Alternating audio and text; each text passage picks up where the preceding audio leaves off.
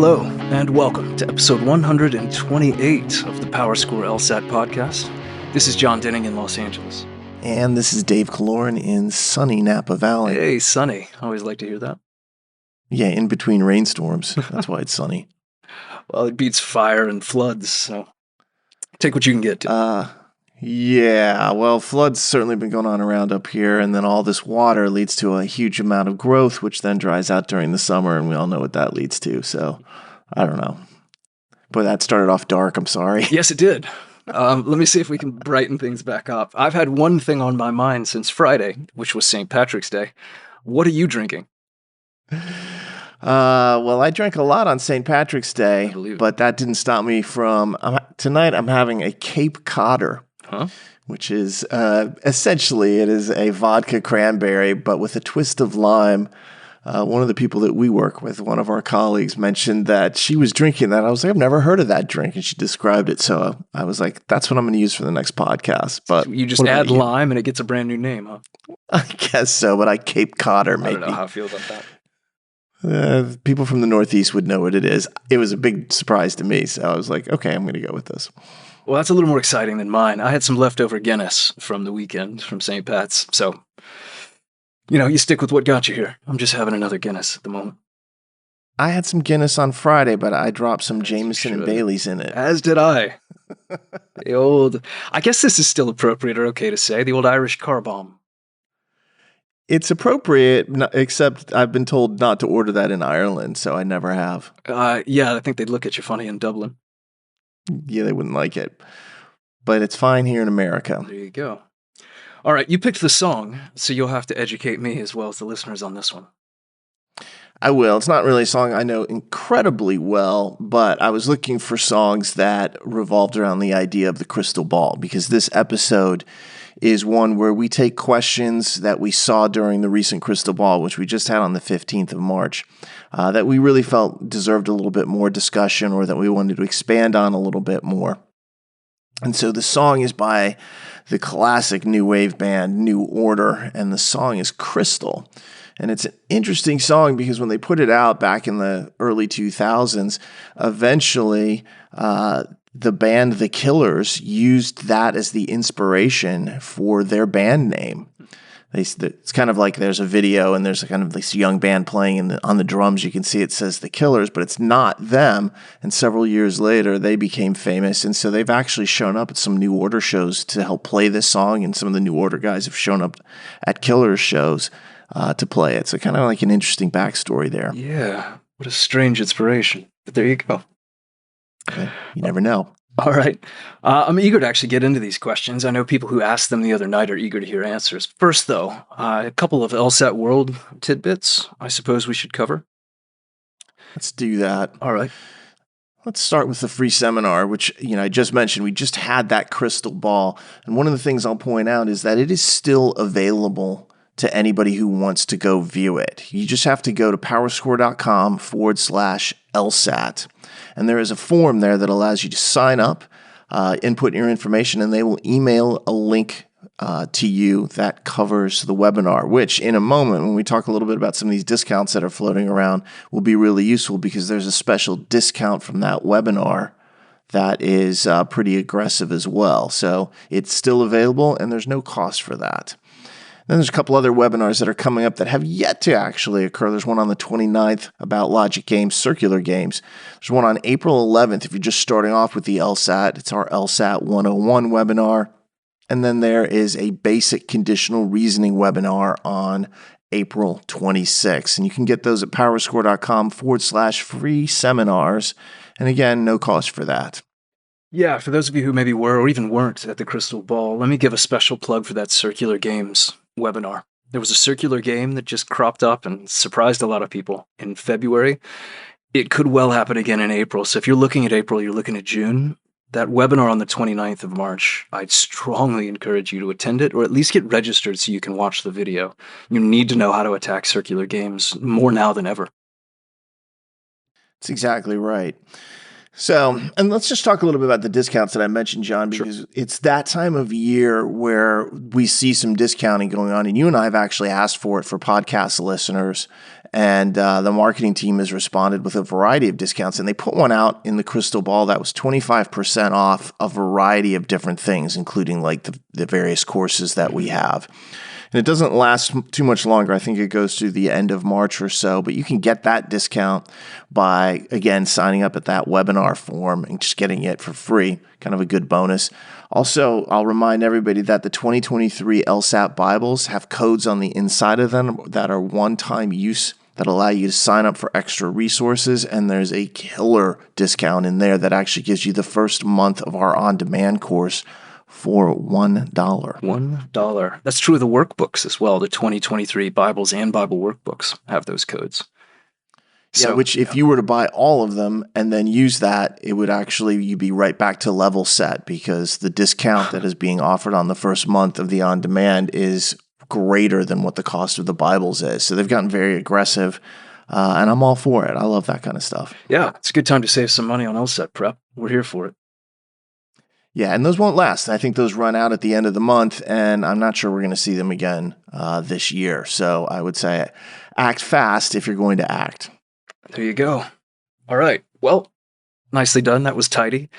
Let's get into some of these questions. We had, I don't know what the final head count was, hundreds and hundreds, possibly thousands of people in the room with us when we did this crystal ball the other night. And what that inevitably leads to are a bunch of questions that we answer, but that we also feel like maybe a more expansive forum would do them greater justice. And so what we've done here with this mailbag edition is we've kind of made it a crystal ball featurette of sorts. We've taken a lot of the questions that we saw from people the other night and felt like we'd readdress them here, but in a slightly more in-depth, comprehensive way. Yeah, and one of the things that's really cool is that when we do that, you always like to ask at the beginning, like, where's everybody from? Mm-hmm. And then you just see this scroll of people piling in from all over the place, whether it's Italy or Norway or Korea or Kansas or California. But it shows you that there's a ton of people in the room. And when that chat really gets going, even though whoever's not speaking is on that chat, and then Jay Donnell was with us and he was on that chat as well, it's really hard to keep up. And so there are a ton of questions that we wanted to hit. Jon, let's get into the very first one, which was one we saw multiple times, and that is, are logic games expected to change this year? And if so, when are they going to change? And if not, when are they going to change? Right. Yeah, the win either way. The good news here, and we've talked about this before, so I don't think this will come as a surprise to anybody who's listened, is that they are not expected to change this year. Or at least I don't expect them to. I don't think you do either. No. But I do expect them to continue testing versions of potential iterations or future iterations this year. They did this towards the end of last year with what they called an AR, analytical reasoning, field test. I think we're going to see more of those as 2023 rolls on, but I don't think you're going to get anything official in the logic game sections that's new until 2024. No, I've actually wrote a blog about this that I don't think has been posted yet, but will be posted soon. And I explained that LSAT cycles run from July 1st to June 30th. So the logical time to change over logic games would be at the beginning of a cycle. That would be this upcoming July. However, LSAC has said repeatedly that they will give significant notice to any change. To me, that's at least 6 months. And even if it was, 5 months or something like that, we're already within that window that if they were going to make a change in July here, they would have notified us. And yet we haven't seen anything. There'd be preparation material that would come out. There'd be explanations. None of that has actually occurred. And that tells me they're not going to make that change at the beginning of this cycle in July here. And that means you're going to kick it down the road. Do I expect a change in the middle of 2024 in July? Yes. Right now, that's what I would say is the most likely point that they would change things. We may see one of those weird hybrid tests where half the people get the old form and half the people get the new form. They've done that before. So we'll have to see how they actually play it out. But that's my expectation, is no significant changes to games this year, but in the middle of 2024, most likely. Yeah, for people who are curious about Dave's reference to a hybrid LSAT, what in the world that was, in July of 2019, I believe, they were making a transition from paper testing to digital testing. And so half of the people registered for that exam walked in and got the old paper-based booklet. The other half, without warning, walked in and got a tablet, a digital tablet that they took the test on. And it was a Yeah, split, like and 50-50 administration. And again, you didn't know which cohort you were going to find yourself in until you showed up on test day, and that's what your center had for you. you knew there was a possibility that you'd Right. get either. They just didn't tell you until you were in the room. Mm-hmm. And so some people were like, digital for me. Other people were like, oh, paper for me. And you didn't get to choose. That's best practices, as they call it, for transitioning a test form. So I imagine we may see something like that next year in July or so. Yeah, I don't believe there's a July test next year, but June or August, I would say, are pretty likely candidates for the first new games. I don't know that they've actually given the dates for July and later of next year. You might be right about that. There's not a July this year, so Exactly. suppose I But can I expect wonder the if they same. might not add one for this particular purpose. It's hard to anticipate. I'm not sure they could do it in June as well. That'd be the end of one cycle. I could see that working as well. So if they did it in June, that'd be no big deal. They could also add a test in July and transition. Historically, when you see these transitional tests, they're a little bit smaller. Mm-hmm. So they wouldn't have so many problems or issues or concerns about doing that in July. But we don't expect any change this year, so that's the most important thing to know for most of the people listening right now. Yeah, so keep on keeping on with games. It'll be exactly what you've been doing for a while, for at least another 12 months. Yeah, and I'll have a blog out on it. If it's not already up, I actually don't track that. I write them and then I'm like, you guys post them. So I don't even know. All right, 2 questions that I noticed as I was scrolling back through miles of chat comments from the Crystal Ball that were related, and both to me had to do with strategy for how to approach a section as a whole. One was about reading comprehension, specifically comparative reading passages. The other was about logic games, and specifically how it is that you tackle the individual games, and is there a strategy necessarily that would prioritize or give some sort of hierarchical rank as to what to do first versus what to wait and do at the end. So I thought we could really tackle this as like a part A, part B, if All you're right. game for it. Let's start with reading comp. The specific question is, do you recommend skipping comparative and returning to it later at the end of the section? I think, underlying implication here is that comparative being the hardest, either for this person or just in general. Or just being different. Or different. You want me to answer that, or do you want to take that one? I mean, I think we're going to say the same thing, so it's really just a matter of who goes first. I'll go first. Okay. And then we'll see if we say the same thing. I think the answer is it depends. And part of it depends upon the test taker. For me, I personally don't feel like I have to switch gears that much. I like reading. Reading comprehension, I don't think is fun, but I don't find it like, something that's overly terrible. So when I run into a comparative, I'm like, oh, this is just a different version of a regular passage. So I just do it whenever I find it. However, if you find that your performance historically in a comparative is a little bit down, or different than on the other 3, we'll call them regular passages, or if you find that it throws you off, like you do comparative second or third, and whatever the passage is that follows it doesn't feel right, then I would separate it out, and when you encounter it, just push it to the end. Or if you're discovering that you really like that format, go seek it out and do it first. So I think it really depends. Somebody who's really great at reading comprehension, just loves to read, just destroys that section repeatedly, probably doesn't need to make a change. But anybody else, I could totally see them moving this passage around and doing it when it suits them the best. Yes, I guess the first question that you've asked and answered there is, does your performance change through the section itself, whether based on passage topic, passage type, single versus double? If that's the case, then yeah, absolutely, you can begin to stratify this and put the harder stuff or the weaker things later, as you should. I'm a big proponent of that on this test. If something's giving you trouble, there's no reason to fight it at first. You can always wait and come back. There you go. Which I think probably shows our hand a little bit when we talk about the same question as it relates to logic games. Yeah, now the question in logic games added a little, a twist to it that we didn't really address, which is the number of questions. Does that change it? And of course, there's not a correlation in a direct sense between the number of questions that a passage has and the difficulty. So we can't use that as a guide. Sometimes when I look at, hey, I'm down to 1 game, I can only do 1 of 2 remaining games. Sometimes I'll say, if you don't feel like the games themselves have any differentiating features, do the one with more questions. You might be able to get a little more mileage out of it. But the order that you solve games is almost, to me, a very similar kind of circumstance. If you're great at logic games, you probably don't feel that the transition from game type to game type is all that big of a deal.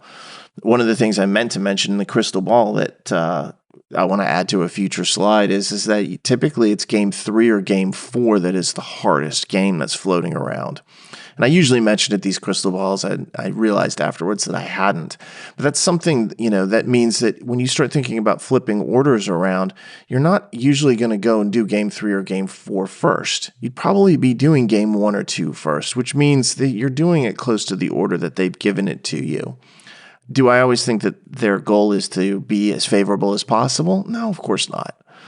I'm neither naive, nor charitable towards their motives. So the bottom line is that usually game 1 or game 2 is going to be on the kind of like the easiest of the 4. So I can see scanning through the games if you're struggling with them and choosing the ones you want to do. But mostly for people who are really good at games, it's like do it in the order for the most part. And if you needed to, let's say game 3 was super tough, then push it to the end. Again, so performance-based kind of analysis. It's funny you mention that and bring it up, because that was one of the questions that got asked during the crystal ball that I debated putting in here. It was a question about, do logic games progress in difficulty in the same almost linear fashion that logical reasoning sections do? In other words, is the second game typically easier than the third, typically easier than the fourth? And I felt like we answered it sufficiently in the crystal ball, but since you've brought it up, it's not quite so linear, it's not quite so predictable. But it does tend to be the case, as you said, that the third or the fourth game, possibly both, are the harder games in the section versus game 1 and 2. So it's rare that someone should skip game 1 in favor of game 4 as a starting point, I would say.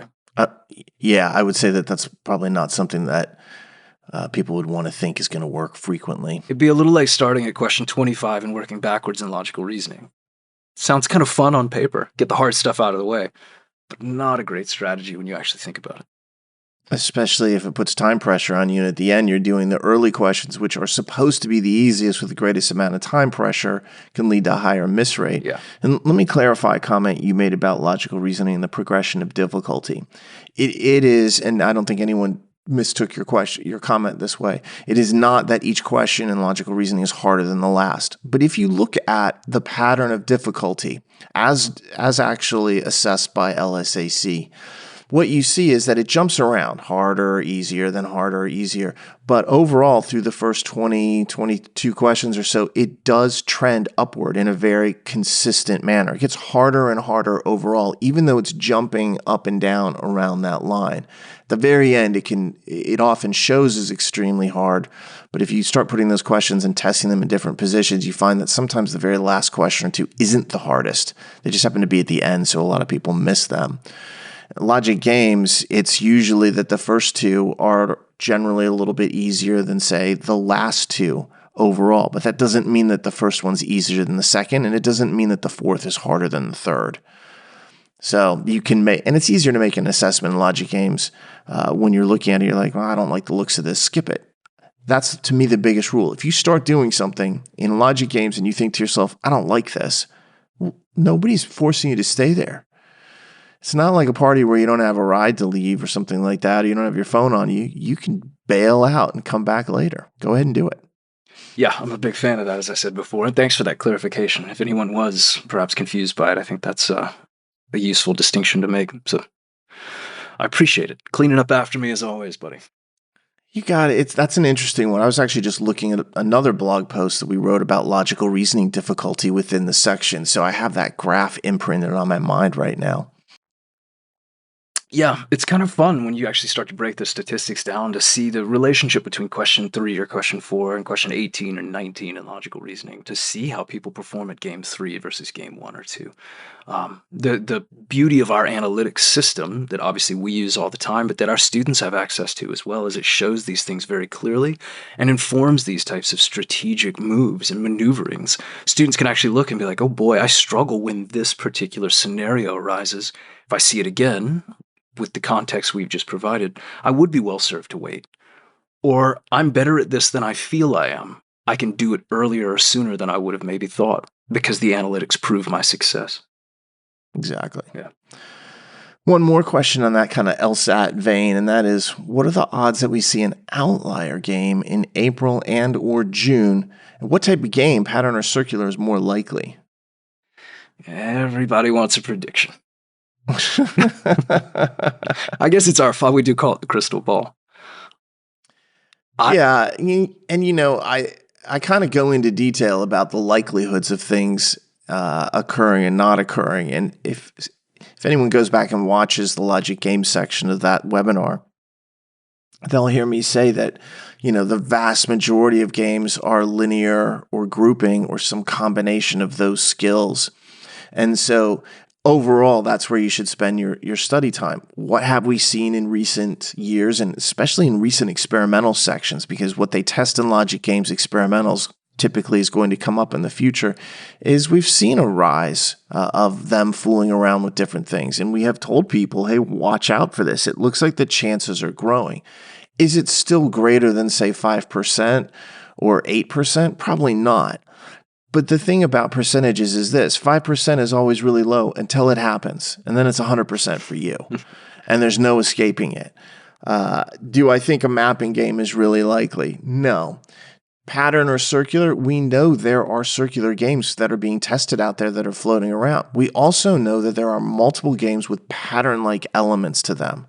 This was one of the reasons that in the January-February crystal ball, I kept harping on the fact that people needed to go do the September 2016 virus game, because we knew there was a game that had that kind of linear mapping variation to it, and then it showed up, and it was very similar to that game.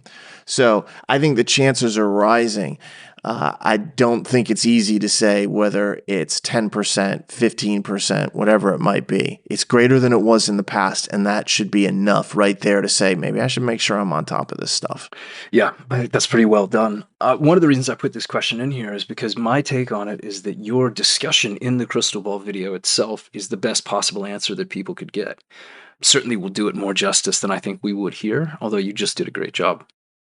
So if you're still curious about the odds of outlier games, or even what outlier games are, or if you want a full list of all the historical outlier games that exist, so you can go practice some, all of those are in Dave's portion of the crystal ball when he's talking through logic games. Go watch that video. Let me add something about that, because this was one of the most common questions that I saw during the crystal ball while you were talking, because that's when I was on chat, was people saying, number one, are we going to get a copy of the recording? Obviously, yes, because we're making that available to everybody. So that question's been asked and answered. But number two, people said, is it just the audio, or will you show like the visuals as well, the slides and the content? It's both. It's the whole thing recorded. And the one thing that we do is when we do that webinar, we record locally. So I record like digital audio on my side. Jon does it on his side. And then we send it off to our sound guy, and he puts it all together. He's like sound visual. I don't know what his title is, but he's great. Yeah, Swiss Army AV guy. Swiss Army knife of all things audio visual. And he puts it together. So not only is it all the visual stuff, but the audio is much clearer than you're getting when you're talking to like 1,000+ people online, where they compress it in order to be able to deliver it as easily as possible. So if you missed any part of it, or if you were late, all the stuff that you need is actually in there. So just kind of a nice side note to know that it's all there, and it's not some part. There's no bait and switch on that. Like you only get part of it or anything. Right. No, there's no games being played. Yeah, for you hawk-eyed listeners out there, the chat is included as well. So you could actually go cherry pick these very questions that we're doing here out of the, endless stream of comments and back and forth. So there you go. Everything's included. It's a pretty comprehensive, all-inclusive video, and it sounds good. So give it a look, give it a listen. All right, let's move on to some other questions. We still got a more than a handful of these that are floating around out there. Jon, I'll ask this one to you. How much time should you take between LSATs? If I'm not happy with my first score, how long should I wait before retaking? Interesting. So we've kind of moved out of LSAT specific strategy and more into just the overall logistical, how to approach the prep itself. Or in this case, the multiple attempts. To me, the ultimate decider in this is always what your practice tests look like. Are you getting results routinely, consistently enough under test-like conditions that you're comfortable with and you feel like the real test would replicate? If you're happy with those results, then that's all the time you need. If it takes more time to get to a place where you're consistently scoring at or above where you want to be on the real thing, well, then you need more time and you should take it. It's worth the additional time. It's worth the additional prep to get that number solidified so that you go in there confident you're going to hit it on the real thing. So I like it that. feels a little bit like a hedge or a dodge because I didn't say 3 months or something to test administration, but it doesn't really work that way. Well, there's no one answer for everybody. Right. Let me give you a scenario here that would kind of like produce different pieces of advice from me. Someone goes out and gets a 160 on their first LSAT, and ultimately they're like, what should I do? When should I retake? I've got options. I can take one next month or in a couple of months. Well, so they got a 160. If I go back and I look at their test history and their practice tests were 175 and, low 170s, and this test was just a complete setback, do they need to wait 3 more months to take the LSAT again? No, absolutely not. They could say to themselves, I can go back in. This was just kind of an anomaly and it was an aberration, and I will overcome this, and I can take it next month if they happen to be signed up and go through it. And so they wouldn't have to wait much time at all because I'm like, get that one out of your system and move on. And that's like another person who the 160 is really very similar to what they have been scoring, but their goal is 170. Okay, so you've been practice testing out at 160. You've gone out on the actual test and got a 160. That's not nearly where you want to be. You want to get into the 170s. Don't take it next month. Now, all of a sudden, I'm going to say give yourself more time because you're not ready. Your practice testing was accurate to how you performed. That's actually really good because now you know that what the practice is doing is accurate. You just need to study more. You need to be with the ideas more, take more time with it. And so both people have a 160, but there's radically different pieces of advice depending upon their track record and even their goals to some extent. Someone else might be, their practice testing was in the 150s. They got a 160. That's the score they wanted. They're done. They don't have to take the LSAT again in a month. So it's all contextual, and you have to use that to adjust your perspective on what decision you want to make going forward. Perfect. Yeah, I think that sums it up nicely. I agree. Let's move on. Let's move on. Okay. We got a lot of questions about score preview. Mostly, is it worth it? Should I get it? $45. I think we can hit this one pretty quick, which is to say, I think psychologically alone, it's worth it. The ability to see your score alongside everyone else. It comes out at the same time as everyone else's, but then be able to cancel it, to remove it and replace it on your sheet with a candidate cancel. So schools can't see a number. They just see essentially that you removed it. That to me, as call it insurance, call it, like I said, psychological ego protection or something, is worth the $45 or $75. Yeah, $75 if you miss it up front and have to buy it after your test. Yeah, my view on this and canceling scores has evolved since score preview has come out. It used to be, hey, schools take the high score. There's really no reason to cancel. Don't worry about it. And that was because canceling was a shot in the dark in the old days. You might have canceled a really high score. I know students who, after we've looked at the test post-exam, they went out and canceled. I'm like, I know you scored 175 or higher. Mm-hmm. And they figured out later on that their one panic that they had over a single question was overblown and led them into a wrong decision. But now what we have is a situation where you can have perfect information. And if that's the case, I'm always going to advocate for at least having that information. But the most important thing is it avoids the catastrophe scenario. That student who has been practicing and scoring in the 170s, who goes out and get a 160. It's not that the 160 is the big problem. It's the fact that psychologically I've watched those students struggle with it. Now every time they talk about the LSAT or applying to law school, there's a but at the end of it. Well, I did really well, but I have that 160. And that psychology is huge. It's like a stone around your neck. And so having score preview always allows you to say, all right, there was no catastrophe. It allows you to debate it. And I also think that even though the high score is the one that they are looking at, because the psychology is so important, sometimes it's okay for students to just cancel scores they don't like the looks of. Hey, I know I need 160s to go to law school, and this is a 148. I just don't want it on my record. I never want to see it again. And guess what? 1 or 2 cancels on your record are not a big deal. Law schools don't really care. Now, you cancel 3, 4 times, what's going on? But 1 or 2 is not going to hurt you. And the psychology of it is such that that can benefit you so much more that I always say now, if you can afford it, and I realize it's an additional cost, get it. Take a look at your score, make the decision then. It's just a good thing to have in your back pocket. And I've heard too many people say, I wish I'd gotten it, who now can't get it. And that's really the summary there. I have yet to hear anyone who had it and was like, I'd rather have that $45 back than this score that I've decided to keep. Most people are happy to burn the $45 to keep their score. Happy might be pushing it, but yes, I get your point. Yeah, maybe. Content. Most people are satisfied that they at least had that in their back pocket. Insurance is worth a lot in some instances. And I've had a few people who are like, I thought I did better than I did, and I see now I didn't.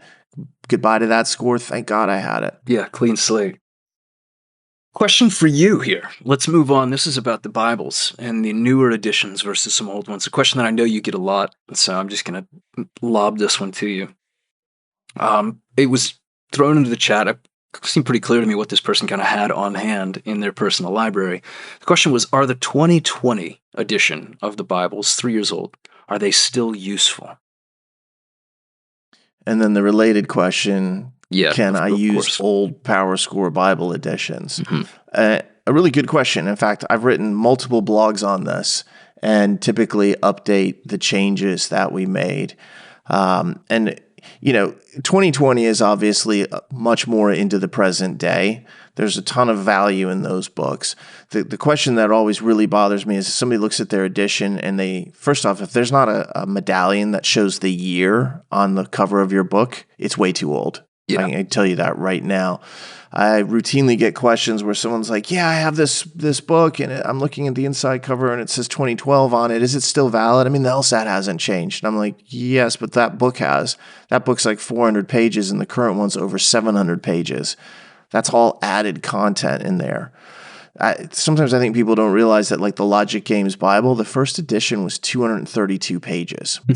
It's now around 730. And I'm actually actively cutting it down now. It's funny. They got too big in my opinion. So I've been streamlining them. But think about that. That's 500 extra pages. They're not all blank. I was able to expand and add concepts. I talked to students and they said to me, can you talk about this more? I didn't understand this idea. Can you expand it? I added drills. We added more games and explanations. We made them better. And I did that for all the books. So the older those books get, the less worthwhile that they become. Books that really are 2020 or prior, one of the things is they're not really built for the digital LSAT. Mm-hmm. So somebody was asking me about 2019. I'm like, there's a lot of advice in there about navigating the paper environment sphere. And then sometimes there's new questions that have come in and different systemic changes that we've made. In 2019, for example, we changed our logic games approach to sequencing games. Mm-hmm. I didn't like what I was seeing with LSAC and what they were doing. It was quite clear to me they were trying to combat how we did games and make it confusing. So I changed the notation around that to make it easier to stop them from confusing our students.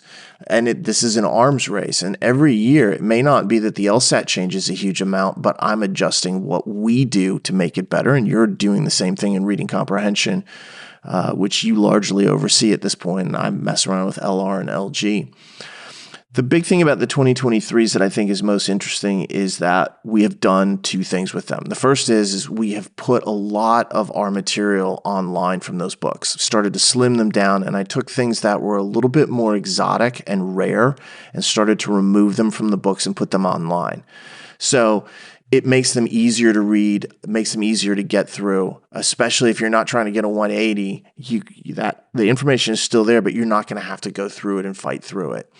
And all that information online allowed us to add stuff, add additional items, add in new discussions. So if you really are a high scorer and you're trying to get as perfect of a score as possible, you can now go into the online center and there's more information there. So the book itself is slimmer, but it's become even more robust overall. On top of that, the one thing about the 2023s we've already talked about, that code that leads you to the online area has a discount in it that is significant. And if you just want to experience the on-demand course, it's right there for you. So for me, something that's like a 2022 still has value. A lot of the content is very similar. It's still applicable. It's just not quite the same, and we're changing that. And the further back that you go, the less useful they become. And we heard people in that chat who were like, you're telling me there's a code in these 2023s that gives you that much of a discount? Dude, I'll just go buy one, get the discount, pays for itself. They're like, I have the 2021. I'm just going to upgrade. I'm like, it works for me. The value's there for it. Yeah, I saw that. I think a lot of people thought we'd either misspoken or mistyped when we said you could do the first month for $1. They're like, surely that can't be. But that's what it is. A lot of people were saying in the chat, yeah, I'm going to go buy these books because I was taking the on-demand course anyway. You just saved me $350. Yeah. I was like, go for it. Yeah, but I've written more about how the books change, why they change, what I'm up to. It's not, again, it's the LSAT changes slowly, but I feel like the books have gotten better because I just keep seeing things that I want to make better, that I want to explain better, that I want to improve, or that I want to add. And there'll be changes, for the next version of this book now that there's, like logic games questions, which of the following could be true but is not necessarily true. We're going to cover things like that, whereas versions from last year, a couple of years before, they're not going to cover that. So it's an ongoing process with LSAC. We just have to battle them. They make changes. We adjust. They make more changes. That's the way it works. Well, I have nothing more to add to that. That was fantastically comprehensive. You're complimentary today. I appreciate that. Thanks. It's been a minute since we did one of these, and we don't get to engage in the same way when we do the crystal ball. So I've had nothing but flattering things to say about you for longer than you think. Oh, you're storing them up. Yeah.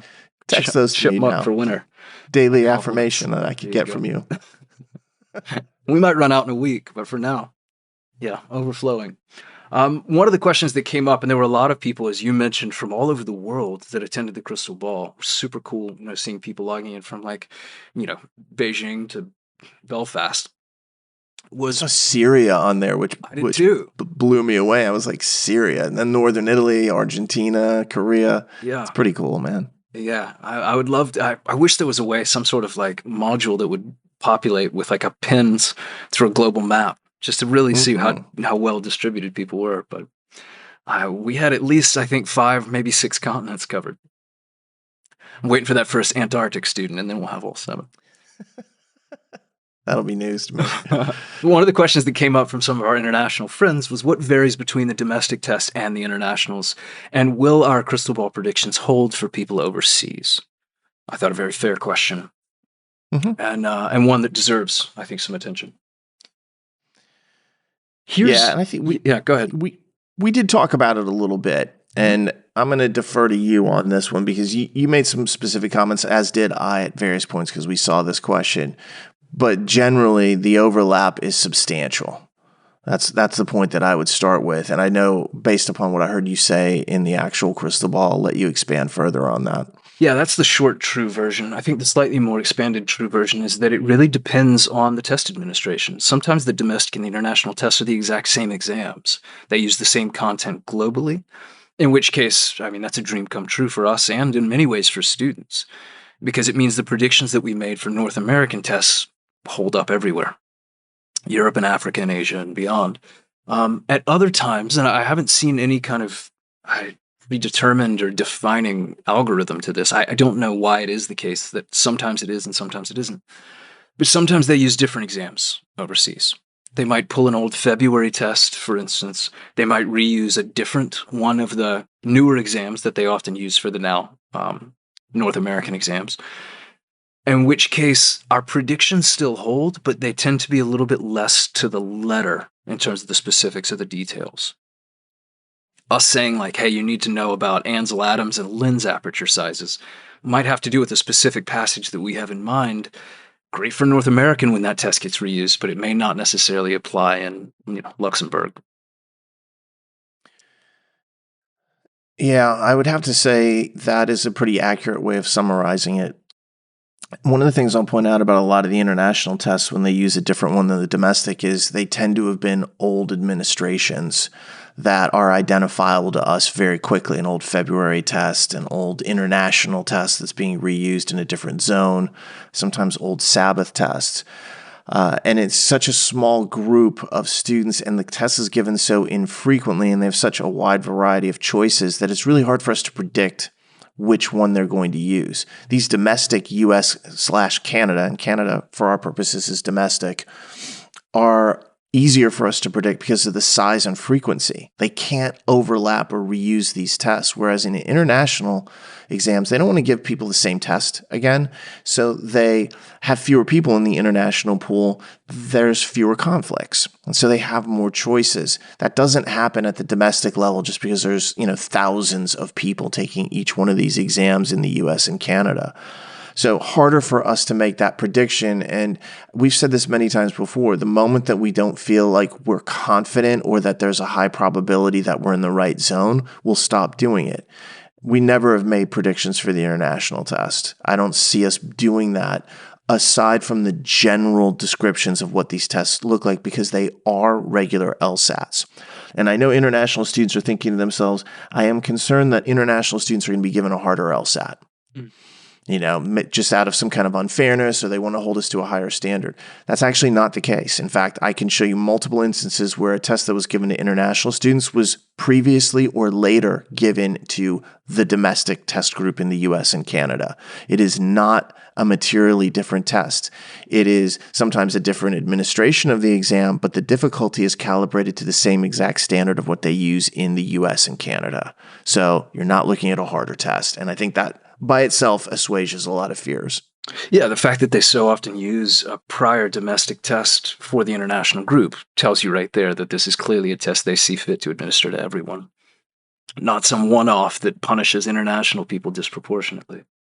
And that would be unfair to international people, and I would be mad about it. And if that was happening, I would definitely say something. Yeah, we'd make some noise at that point, I think. What I tell people is, listen, our predictions hold in terms of conceptual emphasis.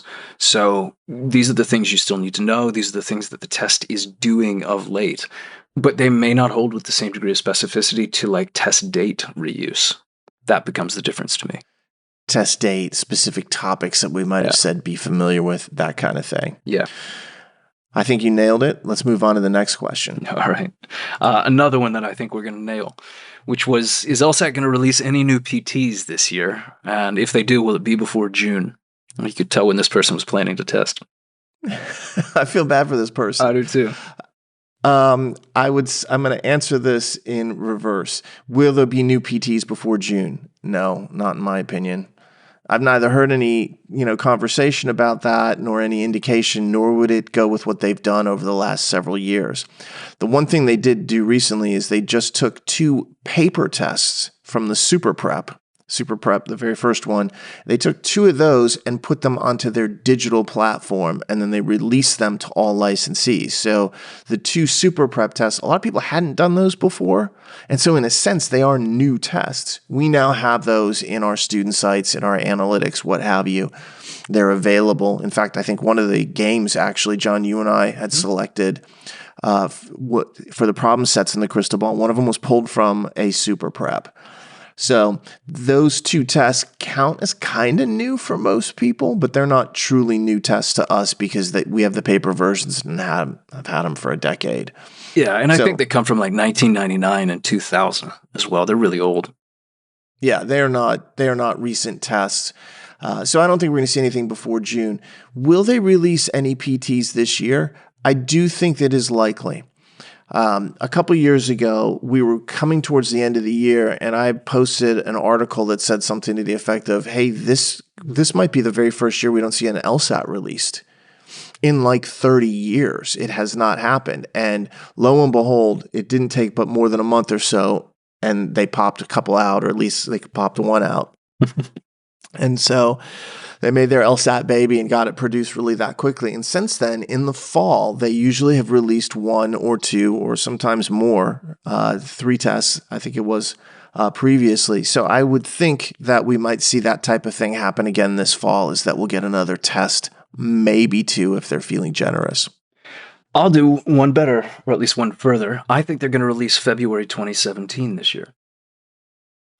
And I'll tell you why. Those were the games that they were testing as part of the field test last year, and that they have already released to people who participated in the analytical Mm. reasoning field test. So we have a copy of the February 2017 games. The fact that those are now semi-public, they're not available to everyone, but they are available to licensees and people who participated in the field test. To me, it makes kind of a logical sense that the rest of the test is coming too. Hard to deny the logic of that, Jon. Which, if anybody could, it would be LSAC. So we'll see what they actually do. All right. Let's move on to the next question, which I think is a good one. I'm going to toss it to you. Okay. If I've taken one of the tests you expect to be reused, and if you go to the very end of that crystal ball webinar, I talked about probably the two most likely candidates for test reuse. Will they give it to me again? So this is a person who saw one of those two tests and now is taking the LSAT again. Will they see that test again? Do people ever get the same test twice? I appreciate this alley-oop. This was a T-ball. Because the answer, very short, is no. You will not see the same content again. They track this very fastidiously, very closely, to make sure that they never duplicate or repeat content for the same person. Yeah, I will say this. Are they perfect in that fastidiousness of record keeping? No. There are instances historically of people being administered the same LSAT twice. It happened in the 90s on more than one occasion when they did some unreleased tests that were then reused.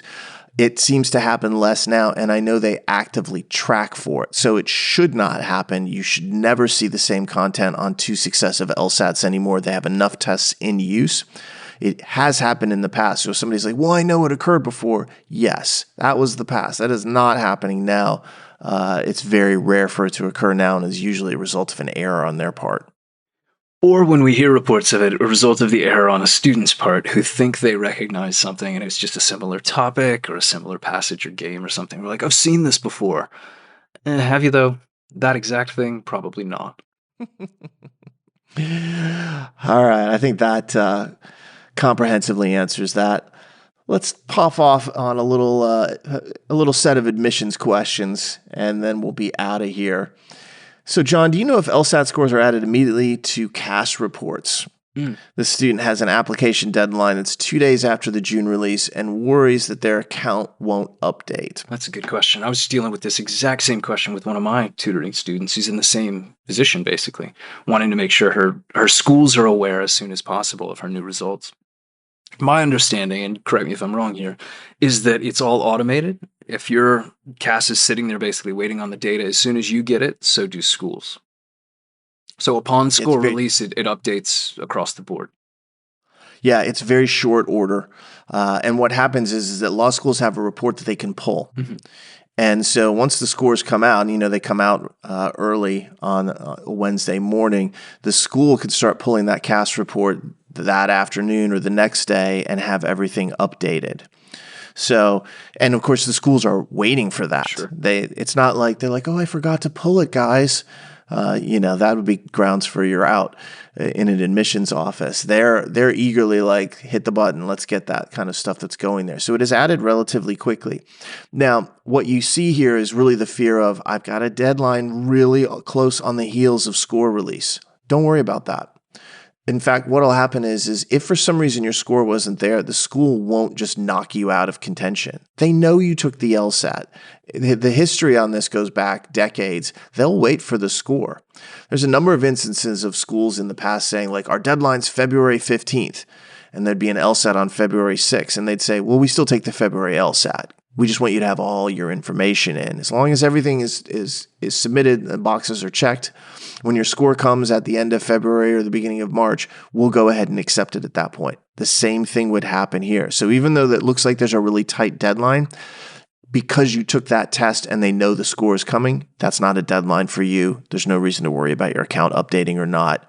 It should update fast enough, but if there was an extra day or two and it went past that June kind of deadline, you'd still be all right. Yeah. There's a related question to this. I didn't see it asked at the Crystal Ball, but you and I have both heard it before, which is, do schools get scores before I do or before we do as test takers? And it's usually accompanied by some sort of like anecdotal event where that you get an email from a random school 2 days before score release that makes them think like, They wouldn't have sent me this if they didn't know how I did. They must know I got a 167. Yeah. And I think the answer to that is pretty straightforward as well. Schools do not see your results before you do. Everybody gets access to this more or less at the same time, as Dave just said. Yeah. They're not seeing the score before you. They don't see it the day before. But schools are also, I'm trying to think of the right word.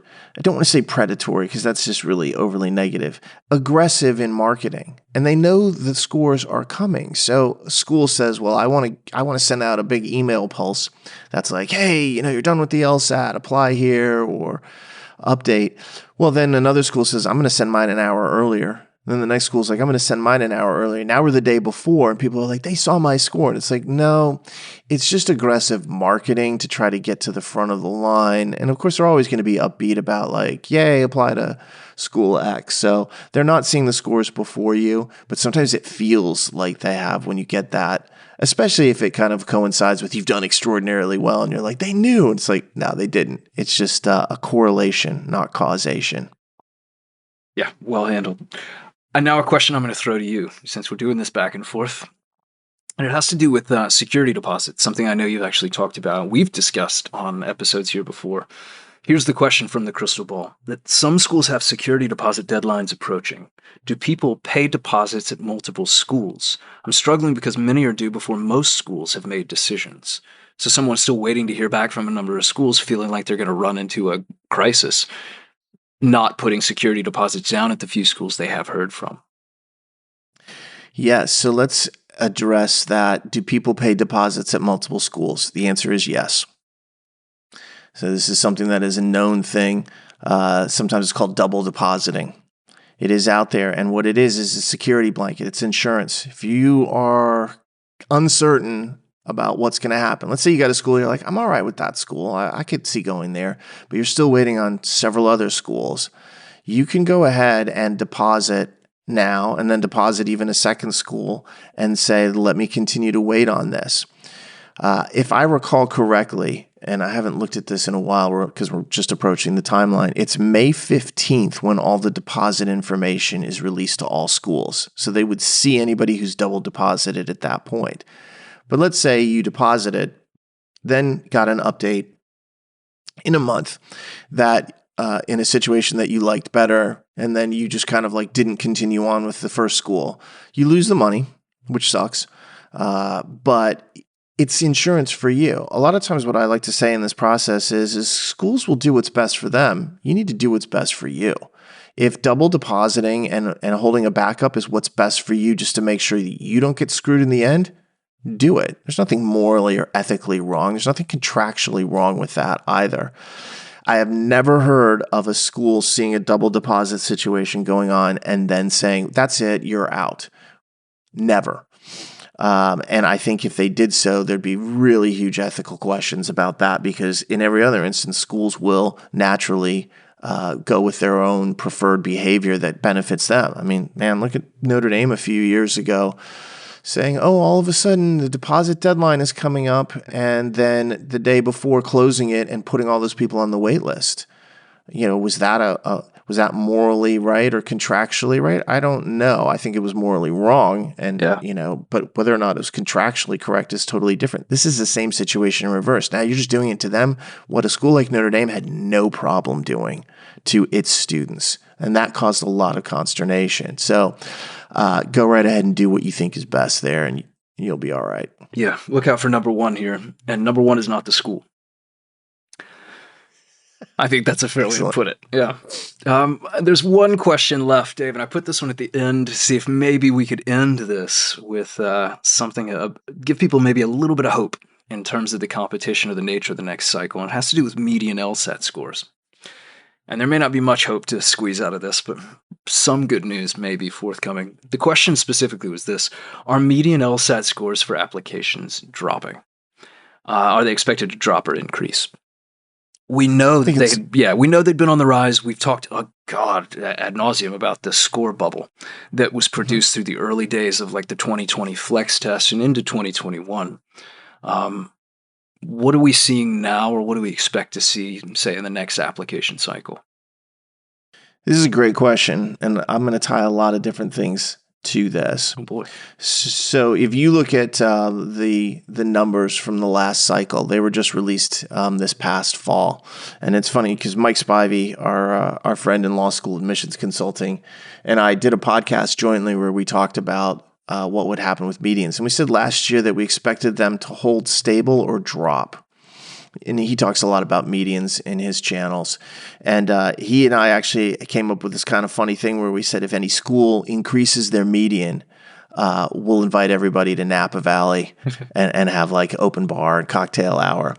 Because both of us were serious about that, but I don't think either one of us expected it. And then Yale went out and raised their median by 1. They were the only school. So just as a sideline, if you're in the Napa area, Napa itself, on April 19th, Spivey and I will actually be hosting a cocktail hour. He's got a bunch of his consultants that will be there. And I can tell you that PowerScore is kicking in several $1,000s to an open bar. So I intend to party and invite all people to come join us. Raise a glass to Yale, who made this all happen. If you go on Reddit's law school admissions forum and put in the word Napa, you'll see a bunch of posts about it, including Mike's, where he's like, we're going to do this on April 19th.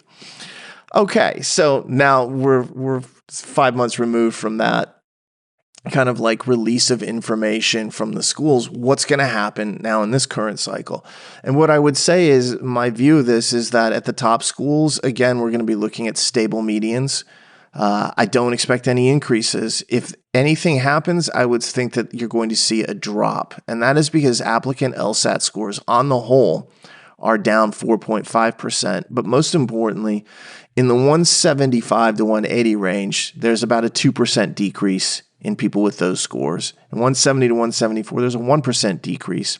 In the 160s, it's much more significant. That's where I think we're going to start to see the drops. 6.7% drop of scores between 165 and 169, and a 5.8% drop in people with scores between 160 and 164. And if you think about that, just looking at, say, the 165 to 169 score band, last year at this time, there were 6,347 people who had scores in that range. This year, there's 5,920. So that's your drop of 6.7%, but there's just fewer people out there with scores in that particular range. And so in the top schools, school like Yale or Harvard, I don't expect them to raise it further, but I don't expect it to drop either. They are Yale and Harvard at all. But when you get down to the schools that have medians in that 160 range, I could easily see these schools dropping by a point or so. I don't think they're going to drop by 2 points because no school wants to do that. This has been a real barn burner of a rise, and now they want to hold on to those gains. And I'm not sure most people know how it works, but like the dean of admissions is basically told by the dean of the school, hey, I want you to increase medians this year. Increase that 25th percentile LSAT, increase that 75th percentile GPA. You know, they want to pump the numbers up because historically that has led to a big rankings increase. So they usually are given goals to hit, and then they try to shape the class around that. And a lot of schools, especially the ones at the top, will make the class smaller if it means they can hit these medians and hold or increase their position. So I don't expect them to rise. I could see a bunch of schools past the T14 dropping a little bit. I think most of the T14 will stay the same. Maybe you'll see one or two drop a point. Well, there you go. My goodness. Came at us with stats and everything. So yeah, man. I was hoping you'd hit us with some good news. I didn't know it was going to be open bar level good news. That's kind of exciting. And an invitation. Yeah, if you're up there in the Bay Area, go have a drink on Dave. And almost literally, you know. Yeah, I'll be paying the. Well, at least we'll give Spivey the money to pay the bar tab, so he'll look good. There you go. Yeah, Spivey will be the one with the bill at the end, but we'll have paid half of it. And by the way, I have no details beyond that it's April 19th. I don't know where it is in Napa. 10 a.m. April 19th. It better not the be wheels 10 come a.m. off. Yeah. It's happy hour. I'm not be drinking at 10 a.m. But he'll announce all that kind of stuff. And I'm sure when he starts announcing it, I will actually go circulate that. But it'll be Mike and his team, and a ton of their consultants will be there, just kind of mingling. And really, we're all getting together, kind of like for getting a little conference and a business meeting. But we've invited students for that particular event. And I think it'll be a lot of fun if you're around, especially if you're down at someplace like Berkeley or up at Davis from me or in San Francisco. Real easy to get over there. And there you go. So Even more good news than I was hoping for to close things out. Dave, that's all the questions I had from the crystal ball. I think that covers a wide range of things. Last point that I'll make here to reiterate really is if you didn't get a chance to attend the crystal ball, again, we've made it free to everyone. If you did get to attend, but you missed some stuff or there's things you'd maybe like to rehear, there is a high def version that is available to you now as well. All you have to do is just contact us through our website, powerscore.com/LSAT. And we will send you a link directly to that video. So we encourage you to go watch it or rewatch it, and also to take advantage of the code that we put in there that we've alluded to a few times. You're not going to find a better deal this year than the one we're offering right now. Lasts to the end of the month, so don't wait. Yeah, and it's on one of the slides that's kind of floating through there, although I don't remember off the top of my head which one it is. You talked about it at the very end. I talked about it near the 2/3 point, the middle-ish. It was supposed to be the middle, but I went long. You're right. As I do. I was close to the hour point, I can guarantee you. Yeah. But it's in there. So students can go find that and take advantage, as they should. Excellent. Well, I have nothing to add. So if you get a chance, please subscribe to this podcast on iTunes, Spotify, YouTube, or anywhere else you may find it in the world. And if you've enjoyed it, please leave us a comment and a rating as well. And if you have any questions, you can send those to lsatpodcast@powerscore.com. On behalf of Jon and myself, we hope you're able to make the crystal ball, and we hope you enjoyed it, and we hope you've enjoyed this kind of follow-up question and answer session. Stay safe out there, and we will talk to you soon.